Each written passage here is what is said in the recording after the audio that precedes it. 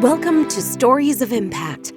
I'm writer-producer Tavia Gilbert, and every first and third Tuesday, journalist Richard Sergey and I bring you conversations about the art and science of human flourishing.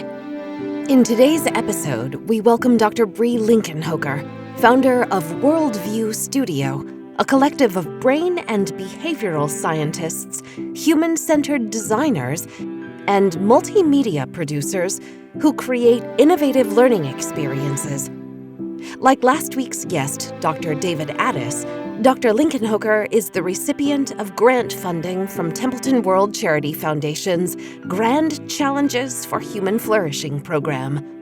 Her groundbreaking research is centered on the stories we tell ourselves. Through the scientific research of personal narratives, Dr. Linkenhoker explores the influence of our personal storytelling on our behavior, well-being, and achievement, how stories differ across cultures and generations, and how they change with meaningful intervention from families, mentors, and media. What drew Dr. Linkenhoker to the scientific study of an area that, at first glance, might seem distinctly unscientific? Storytelling. And what kind of stories is she looking at? The stories we tell ourselves matter because they really order the way we see the world. They order what we pay attention to. They determine what choices we see for ourselves and how we prioritize those choices. So when we talk about the stories we tell ourselves, we're really thinking about the narratives we have about the way the world works, about what to expect from people, about what motivates people, about what truth is or what facts are, and what's available to us, who we are, where do we belong? Are there places that we don't belong? Those narratives that we have, we may not even be entirely aware of, but they have these remarkably long-term, powerful effects. There have been a number of story interventions that are fascinating and that have long-term impacts on people's behavior and their well-being and achievement. What does Dr. Linkenhoker mean by story interventions? So in one really powerful example, when parents were identified as having medically needy children and also identified as people who might be at risk for child abuse because they were under so much stress, economic stress, medical stress, etc., social workers did an intervention with those parents to help them kind of reframe their stories about why children, and these were little children, were exhibiting trying behaviors, crying, grabbing things, throwing tantrums. And the social workers were trained to just help them reframe their narratives a little bit, very gently, just from like, this child was misbehaving to really annoy me. They were trying to get at me because they were mad, to maybe there was something that was making the child fussy. Maybe it was a diaper that needed changing. Maybe it was a formula issue. And maybe there was something to be done that, or maybe there was a way to understand this problem that didn't put the child being aggressive or the child meaningfully misbehaving at the core of the story. And just these very small changes made a huge difference in the amount of child abuse that were measured. So the percentage of parents who were abusive after that intervention was 85% lower than parents who were in a control group that still had visits from the social worker, but where the visits were informational. They weren't trying to fundamentally change the story the parents were telling themselves about the child's behavior. So this tells you something about just how powerful a story, a change in story can be in ordering behavior. The narrative change fundamentally changed the way they saw the world. It fundamentally changed the range of behaviors that they saw as acceptable to them in a moment of stress. And it changed outcomes for these little children in the long run. Dr. Linkenhoker's research has shown not only how transformative story interventions can be, but how long-term they're positive effects. There are other studies about story interventions and belonging with undergraduate students from minority groups, where an intervention early on helps students kind of frame their own experiences as being valuable and see their presence on campus as being a good thing. And that one intervention still has impacts 4 years later on academic achievement, grades, staying in school, etc. So these interventions have the capacity to be very, very powerful when they're done well. There are many different fantastic story interventions out in the world, and there's great potential for a lot of those across child development, education, in the workplace as well. As Dr. Linkenhoker considered the implications of her findings, she started to recognize the positive implications of story interventions, not just for individuals and families, but for society at large. So I started getting interested in how these stories can order our behavior and create some differences in the way that you and I might see the world that are actually very hard for us to talk about. And that's really the link to this body of work that TWCF is sponsoring around listening and learning in a polarized world. We started thinking maybe part of the polarization that we're seeing right now in the world, and the result of us having very, very different stories about how the world works, the role that each of us can expect to play there, how we generate new knowledge and facts and understanding. So that's where we really wanted to dig in. What did Dr. Linkenhoker consider as she applied her study of our individual stories to a wider investigation of societal stories that contribute to polarization? Where are we seeing some polarization in the world that might be related to the stories we tell ourselves about the world? And being right in the midst of COVID and all of the debates around masking and vaccination, we thought about science. We keep seeing these survey results about how much people trust in science, and they're showing still pretty high numbers across the board, both in the United States and globally. But that doesn't seem to be reflected in the way that people are talking about masking and talking about vaccination. And there seems to be so much more polarization around those issues, same with climate change, than you would expect if people really trusted in what the science was telling them. So we thought, let's dig in a little bit, because maybe part of what's going on here is that when you ask people, do you trust science?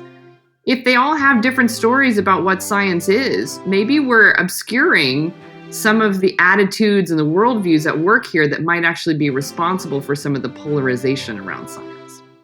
We really wanted to understand what people think science is. Most scientists think that it's a process, it's a way of knowing, it's a method.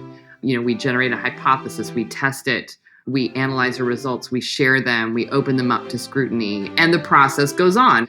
So if you think that science is a process and a new piece of data comes along that corrects or invalidates something that came before, you're likely going to understand that as the process is working. But if you think of science as a body of knowledge, this is what you learn in chemistry, this is what you learn in biology, this is what you learn in earth science, then if science then comes along with a new finding that might invalidate something that you used to believe, that might make you really skeptical that scientists know what they're talking about. It might, bring all of science or all of that body of science into question. So both groups could say we trust science, but when challenged with knowledge that is changing in real time, as what we saw with COVID, as what we also see with climate change, one group of people could say, that's proof that science is working. Another group could say, that's proof that science is bunk, right? That science, they don't know what's true. So maybe I should be more skeptical of everything that science says, that science thinks it knows. And still another group of people might believe that science is a collection of professionals, an industry, a group of people who are likely to be motivated by the same kinds of things that all people are motivated by, sometimes altruistic motives, sometimes fame, sometimes power, sometimes profit.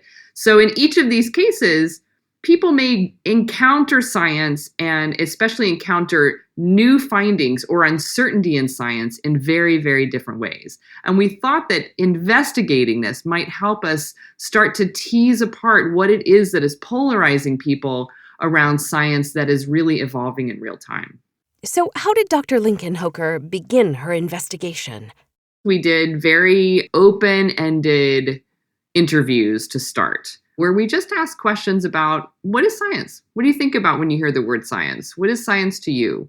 We also really dug into emotions about science. We had a hypothesis about that too. we figured that we would probably encounter among a diverse sample of Americans really different mixed emotions about science, from deep mistrust and skepticism or even anger, all the way to excitement, hope, and gratitude. We also thought that we would hear reports of conflict between science and other deeply held worldviews like religion or faith traditions. And so that's what we set out to test. And what were the results and some possible conclusions about people's relationships with science? Did she discover anything unexpected?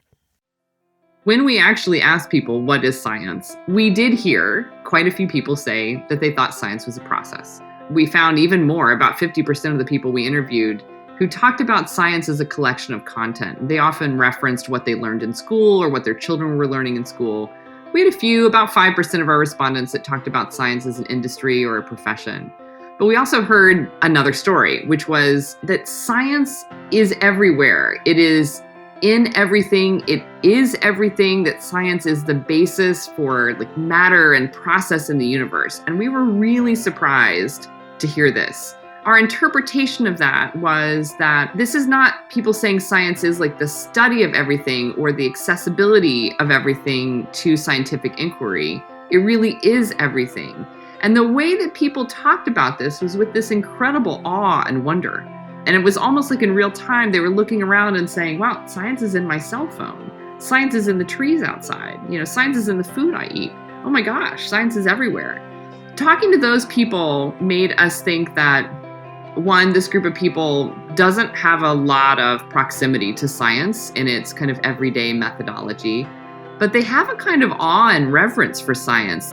Dr. Linkenhoker's research didn't just investigate people's ideas about science, but their emotional response to it. And acknowledging that an important component of people's stories around science stems from their emotions about science offered Dr. Linkenhoker and her team hope for the potential that polarization might be diffused.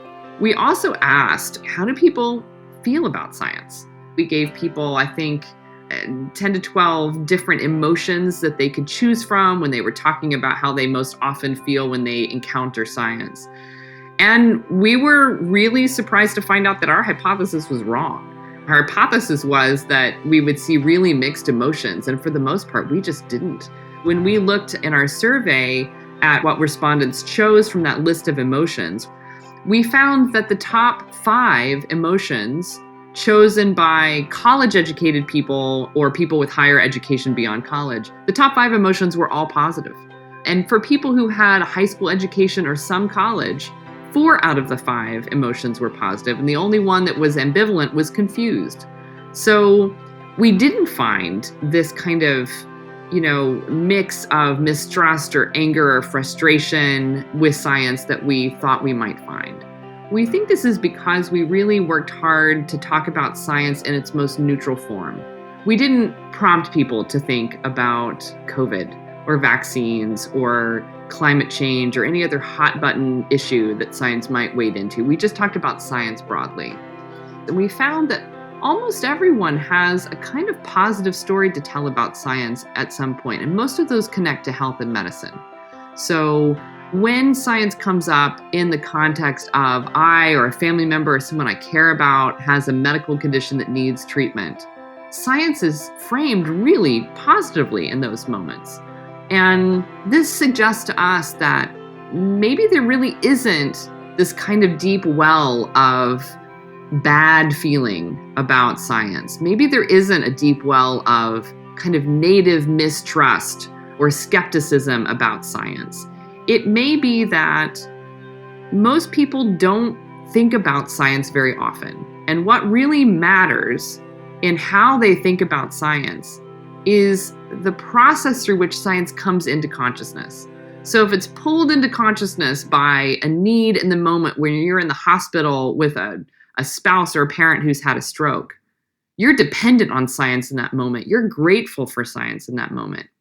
If science is pulled into consciousness in a social media thread, in a highly politicized way, then that can prime you to think about science in a very skeptical or mistrustful way. But I think it's really important that what we didn't find was that kind of deep well of, I don't believe in science, or I don't trust science, or science gets things wrong too often. And to us, that suggests that there's real hope in avoiding some of the polarization around science if we can figure out how to do a better job of pulling science into consciousness in ways that are neutral or positive when we need people to think about science for their own decision making in life. What we have to do is also increase proximity to science in people's daily lives so that, it's a little closer to consciousness. It's a little more a part of daily life when we need it to really come into what somebody is thinking about on a day-to-day basis.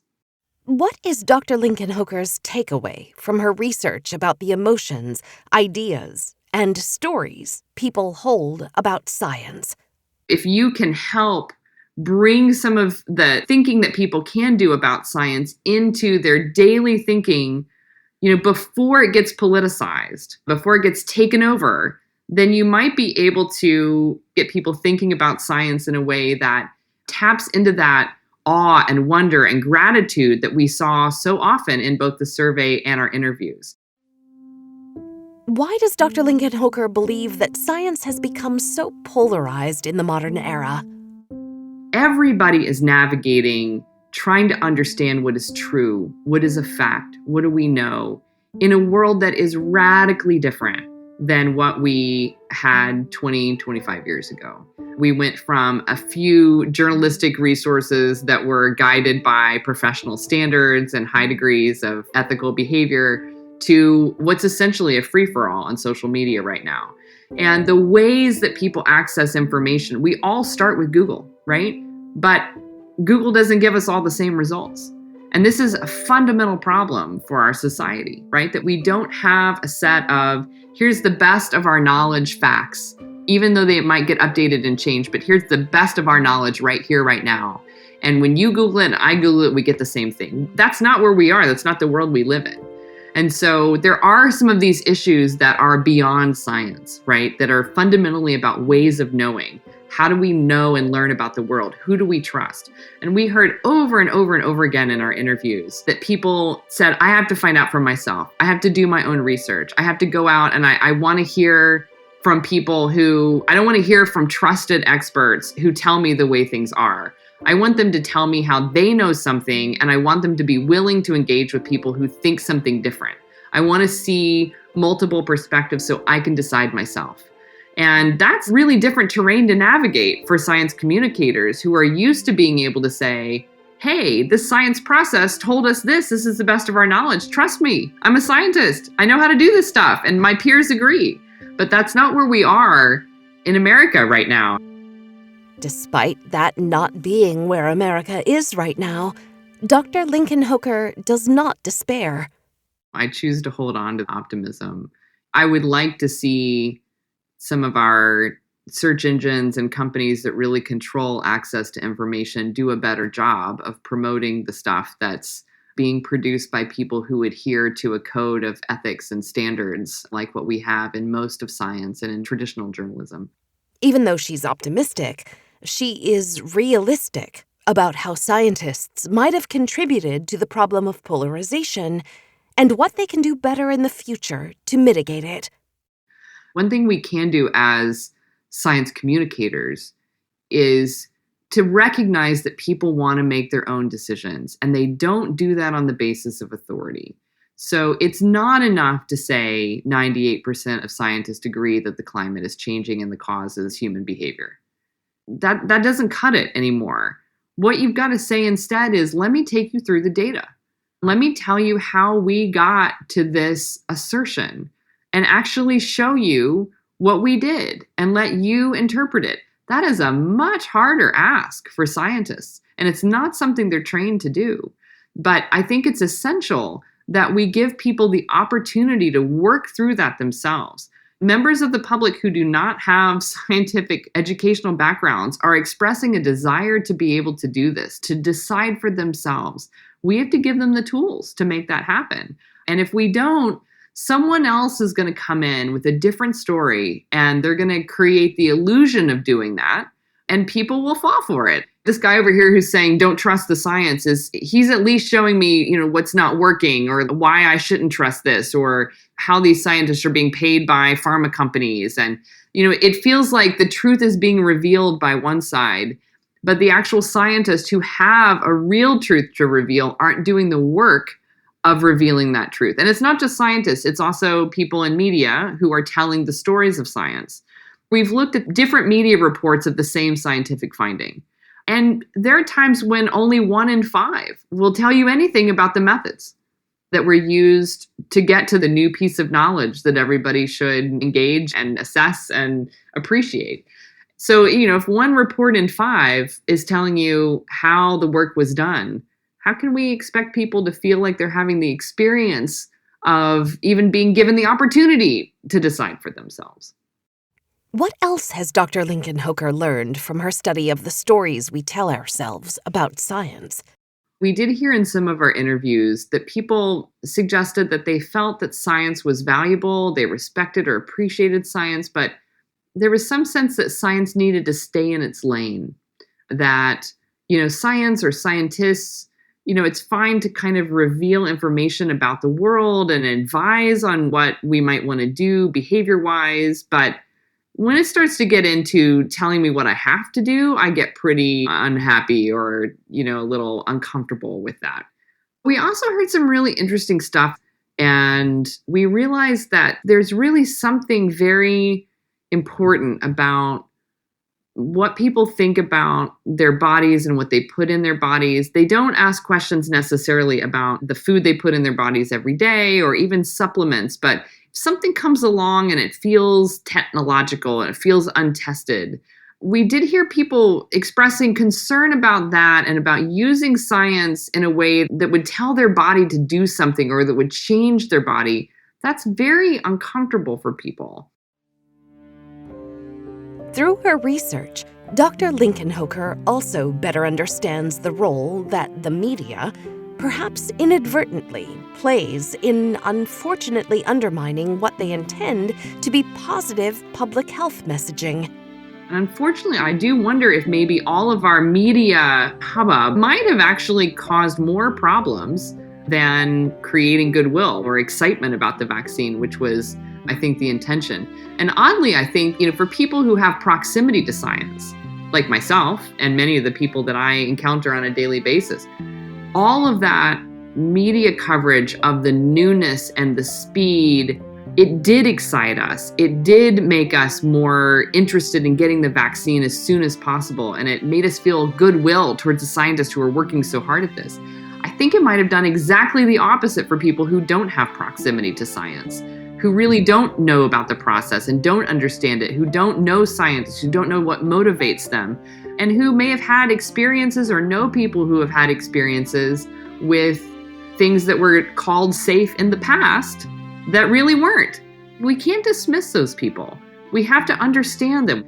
And this is part of why we wanted to really dive into these deeper worldviews, to try to understand where are people starting, where are they coming from, and when they start to get uncomfortable about science, what's leading to that discomfort. Has Dr. Linkenhoker discovered that there's an inherent disconnect between science and faith? Those science-religion tensions that we've seen out in the world was a good place to start to try to understand some of these questions. Science is the only way to reliably know things, or faith is the only way to reliably know things. We did have about 20% of people who said that science is the only way to know things reliably, and 8% who said that faith is the only way to reliably know things. And 12% of people said that they were fundamentally conflicting approaches to knowing something. But more than half saw them as being in some way complementary or applying to different kinds of situations. And that to me gives me hope that there's room for different ways of knowing and different ways of navigating our choices and bringing our values into these conversations. But I do think that science as a whole has mostly done a pretty poor job of bringing values into the conversation, because scientists feel like they're so often just fighting the battle of, just accept the truth that I do know, right? Accept the fact that I do know, accept that first, and then we can talk about values. So we have to get better as a society at figuring out how to have those conversations using both knowledge that comes from the scientific endeavor and values that come from other places. Where does the study go next? We're very interested in trying to better understand, what are the experiences that people have or the media that they're consuming that shapes what they think science is and how it works. When we ask people about how they most often encounter science, the number one answer is in consuming media. So we have to better understand what the media is telling people about what science is and what they're taking away from that. We think that proximity to science probably really changes the path through which science comes into consciousness. We also want to better understand what people want to help them do their own research. What is it that helps in science communication to let people feel like they are in charge of understanding how science was done and how that science led to the interpretations that they're seeing out in the world? We also want to understand what people want from science communication that helps them have the experience they want of doing their own research. We also want to understand more what people think the limits of science are and what they mean more when they talk about doing their own research in terms of their own behavior. Where we want the project to lead is really to new testable theories about science engagement. The ultimate end is really very practical. It's all about tools and personas that we can use to do more effective science communication and engagement when it really matters to our health, to our public health, and to the world around us. What's the most meaningful lesson Dr. Linkenhoker takes away from her studies about the stories we tell ourselves about science? I look at science as an incredible human achievement. It's a gift to humanity because it is the best way we have of knowing about the world around us and about how our bodies work, how our brains work, the origins of the universe. Science is the best method that we have for knowing about the world. A healthy society can agree on facts. We can agree on what we know, but we can disagree on our interpretation. We can disagree about how those things came to pass or what we should do about them. But we should fundamentally agree on what we know. And that's not working right now. And it's not working in science. It's not working in other realms too. But our research on the stories that we tell ourselves about science really does suggest that with a few changes in the way that we do science engagement, maybe we could get closer to that place of being able to agree on what we know and what we don't know about science, and then being able to disagree on what to do about it or disagree on the meaning of it. I think that would help us flourish as a society. This sense of awe and wonder that people have when they're given an opportunity to kind of look up from their daily lives and look around them and think about all the ways that science is embodied in their technology, in their homes, in the world around them, helping them tap into that sense of wonder and doing that through science could help all of us have a deeper connection to each other and to the world around us and to this, what really ought to be a common pursuit of understanding, not something for a rarefied group of people in universities to do, but something that all of us can partake of in this amazing process that's called science. The stories we tell ourselves are not limited to our own minds. They impact life for those around us. In the last 48 hours, 10 Black people were shot dead at a grocery store in Buffalo, New York. These were victims of the story that the gunman told himself about who was worthy of life and liberty and safety and dignity, who was responsible for perceived harms in the world, who should be held accountable for disappointments the gunman felt about his own life. I want this to be a hopeful podcast. But race-based violence is the daily reality and threat for countless American brothers and sisters of color, and it doesn't make sense to pull that punch. I appreciate Dr. Linkenhoker's research into the societal impact of the stories we tell ourselves. And I urge you, each one of our listeners, to courageously assess the stories you tell yourself. Because we are all building this country through the stories we tell about it. We have a choice, day to day, moment to moment.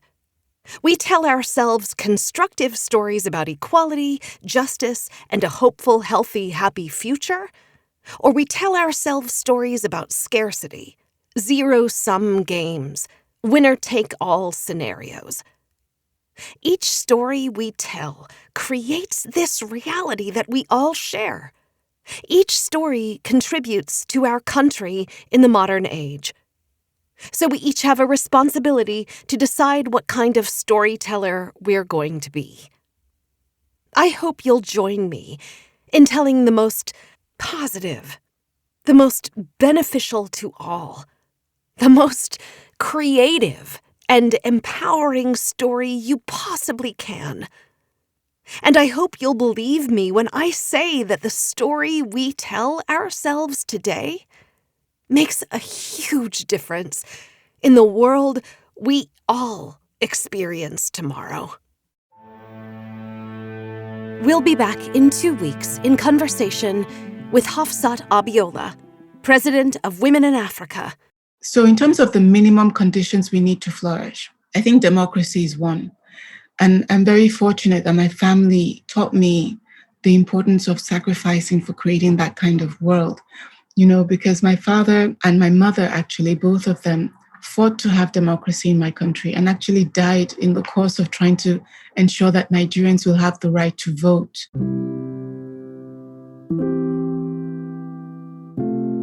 If you appreciate the Stories of Impact podcast, please follow us and rate and review us. You can find us on Twitter, Instagram, and Facebook, and at storiesofimpact.org. This has been the Stories of Impact podcast with Richard Sergey and Tavia Gilbert. Written and produced by Talkbox Productions and Tavia Gilbert. Senior producer Katie Flood.